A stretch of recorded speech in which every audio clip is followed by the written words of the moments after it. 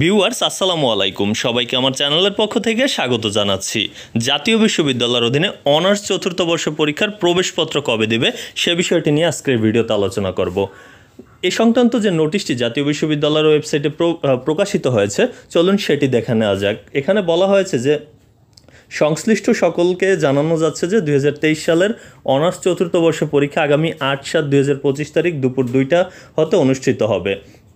উক্ত পরীক্ষার প্রবেশপত্র পরীক্ষা নিয়ন্ত্রক মহোদয় ডিজিটাল স্বাক্ষর সহ 30/6/2025 তারিখ রাত 8টায় প্রকাশ করা হবে।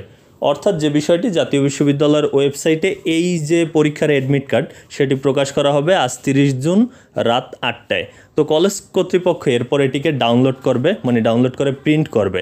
করার পর কলেজের প্রত্যেক কলেজের অধ্যক্ষ তিনি তার যে ঘরটিতে স্বাক্ষর দিতে হবে সেখানে স্বাক্ষর করবেন।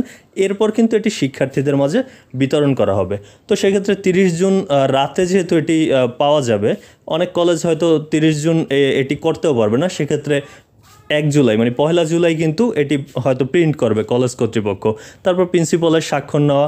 তো সেক্ষেত্রে আপনারা কলেজে যদি 2 তারিখের পর থেকে যোগাযোগ করেন, আশা করি 2 তারিখের পর থেকেই কিন্তু কলেজ থেকে এই অ্যাডমিট কার্ড আপনারা সংগ্রহ করতে পারবেন। তো এই ছিল তথ্যটি।